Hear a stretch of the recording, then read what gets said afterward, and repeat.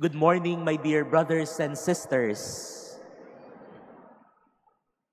And special greeting to those who are here celebrating the Mass with us, who are migrants and seafarers. Alam ko po, dito sa Intramuros, marami ang mga seaman na nakatira dito ng sandali, nag-a-apply ng trabaho. Hindi ko na patataas ang makakamay nyo. Pero pwede bang palakpakan naman natin yung mga kapwa nating Pilipino? Nagsisikap, nagtatrabaho ng matino. Hopefully, nagtatrabaho ng maayos para sa kanilang mga pamilya. And we pray specially for them that they may always be safe and protected through the intercession of San Lorenzo Ruiz. But today, my dear brothers and sisters, all of us, whether you are a migrant or OFW or here staying in our country, we are reminded of a particular sickness that we need to remove from ourselves. Sa ebanghelyo po natin ngayon ay mayroong isang sakit ang tao na itinuturo ni Jesus na dapat nating alisin sa buhay natin. Ano po ba yung sakit na yan? Siguro narinig nyo na ito nung mga bata tayo. Na minsan nasasabihan tayo ng magulang natin na parang wala kang nakita. Yan ang sakit na sinasabi sa ebanghelyo ngayon. Ang mamuhay ng parang wala kang nakita. Alam niyo ho, saan ko unang narinig yan? Sa nanay ko. Nandito pa naman ang nanay ko ngayon, nagsisimba, no? Di ko makakalimutan ito kasi halimbawa, no, dumating sa bahay yung mga kaibigan ng nanay ko. At nung mga bata pa kami, ayaw namin magmano, nagmamadali kaming lahat. Anong sasabihin ng nanay niyo sa inyo? Aba, parang wala kayong nakita Yan, no? Diyan ko unang narinig yan. No? Yung mga nanay, baka nasabi nyo na to sa anak nyo. Halimbawa, yung hugasan ng pinggan, yung lababo, punong-puno na ng hugasan. At kaming mga anak, dadaan kami, pero hindi kami nakatingin sa lababo. No? Nakatingin kami sa iba. At anong sasabihin ng magulang natin? Parang wala kayong nakita. Yan ang sakit doon sa ebanghelyo na narinig natin. No? The rich man who was living comfortably in his home, but at his doorstep was the poor man Lazarus.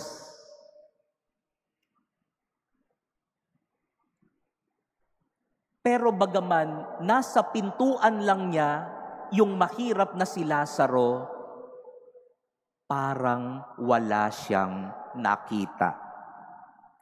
Kahit kailan, hindi man lang niya inabutan ng kaunting tulong. Kaya mga kapatid, kagaya ng paalala sa atin ng mga magulang natin, at kagaya rin ng paalala ni Jesus sa atin ngayong linggo na ito, huwag kang mamuhay nang para kang walang nakita. Minsan pa naman, kapag ka may iniiwasan kang tao, makakasalubong mo, parang wala kang nakita. Minsan kapatid mo na nga eh. Pero pag nakasalubong mo, parang wala kang nakita. Hindi ko lang alam how to translate this in English, no? I think there is no direct translation of this, no? To live as if you have seen nothing, no? Pero mas magandang pakinggan sa Tagalog, no? Para kang walang nakita. Ito yung sakit na sinasabi ng Panginoon na dapat nating iwasan. Bakit? Because according to our gospel and to our first reading also today, it will lead us to complacency. In our first reading today from the book of the prophet Amos, he was preaching to the people of Israel not to be complacent. Ano ba yung ibig sabihin ng complacent? Patumpik-tumpik. Pa-easy-easy lang siguro sa salita natin ngayon. Kasi nga, komportable ang buhay. Parang walang nakita. Huwag niyong tingnan yung mga anak ninyo. No? Kanina pa kayo tingin ng tingin sa mga anak ninyo. Pero ito'y paalala sa atin na mamuhay, wag ng parang walang nakita. Kasi kapag ganyan palagi ang prinsipyo mo sa buhay, you will be complacent. Tingnan nyo na ang nangyari sa bayan natin ngayon. Matagal tayong namuhay ng parang walang nakikitang korupsyon. Dumating yung bagyo. Binaha kayo ngayon. Yung bahay nga namin, taga Valenzuela ko kami. Dati ang baka hanggang sakong lang. Ngayon ko hanggang dibdib na. Sabi nga natin, marami sa ating nagsasabi, alam naman natin yan, may korupsyon noon pa. Kilala naman natin kung sino sila. Pero parang wala tayong nakita. Ngayon, nung lumubog na tayo sa baha, doon pa lang tayo nagising. Kasi for the longest time, aantok-antok tayo, parang walang nakita. Kaya sana naman sa susunod na eleksyon, huwag naman kayong bumoto ng parang wala kayong nakita.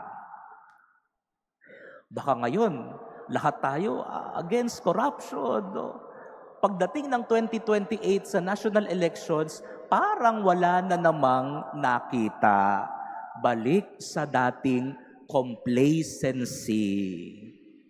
Huwag na nating hintayin sanang ang baka ay lampas tao na talaga at marami na talaga ang mamamatay.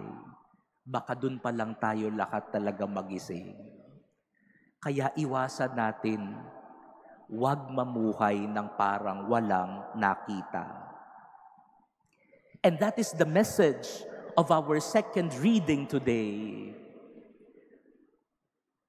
When we are reminded to live as if we have seen Jesus, our Lord, and testify in front of many people that we have seen Jesus. We are followers of Jesus, and we will choose however Jesus have chosen. That was the example of San Lorenzo Ruiz. Kung maaalala po natin ng kwento ni San Lorenzo Ruiz, siya ay nagpunta sa bansang Hapon, sa Japan, kasama ng mga misyonero. But at that time, Christians were being persecuted in Japan. And he was caught by Japanese soldiers. At ano ang sabi sa kanya? Itakwil mo si Jesus. Mamuhay ka ng parang hindi mo nakita si Jesus. But even in the midst of torture, San Lorenzo Ruiz said, even if I had 1,000 lives, I will give it to my Lord. Sasabi ni San Lorenzo Ruiz, hindi ko kayang sabihin sa sarili kong hindi ko kilala, hindi ko nakita si Jesus. Bigyan man ako ng 1,000 buhay, sasabihin ko pa rin, kilala ko at nakita ko si Jesus. I hope this is the example of Filipinos like San Lorenzo Ruiz. Huwag sana tayong mamuhay ng parang wala tayong nakita. Mamuhay tayo, kilala at nakita natin si Jesus. Alam niyo po, ako din po ay isang migrant ngayon. No? Ako po ay nag-aaral sa ibang bansa, sa Roma. Ngayon po'y bakasyon namin, pero bukas, pabalik na po ako sa Italia, sa Roma. At alam niyo ho, kilala doon ang mga Pilipino, yung Filipino community sa Rome. Baka yung iba ditong mga migrants alam ito, kilala ang mga Pilipino sa kasipagan. Alam niyo kung bakit? Kasi yung mga simbahan sa Roma, kapag nagmimisa doon ang mga Pilipino, halimbawa ako rin na nagmimisa, kapag nakita nilang makalat at madumi ang simbahan, sila mismo ang naglilinis, kahit hindi sila ang nagdumi ng simbahan. Kaya yung mga Italiano, puring-puri ang mga Pilipino. Bravissimo, sabi nila, no? Bravissimo. I Filippini sono bravissimi. Magagaling ang mga Pilipino. Bakit? Dahil pag nakita nilang may kailangang gawin at linisin, sila na mismo ang kumikilos. Hindi sila namumuhay ng parang wala silang nakita. Kapag nakita nila, gagawin nila ang kanilang tulong na maibibigay. Kaya naman palang gawin sa ibang bansa. Sana dito din, no? Kaya lang dito, di ko alam pag nakita niyo yung inupuan niyo ngayon, kung may basurang naiwan dyan, no? Pag nakita ninyo, kahit hindi ho sa inyo, itapon niyo na, no? Huwag kayong umupo dyan ng parang wala kayong nakita. Simulan natin sa ating mga sarili. Mga minamahal na kapatid, sa pagpapatuloy po ng ating pagdiriwang ng banal na misa, ito ang magandang paalala sa atin ni Jesus ngayong araw. Huwag mamuhay ng parang walang nakita. Imulat ang mga mata nang sa gayon matamo natin ang tunay na pagbabago at pag-unlad kapiling si Jesus. Amen.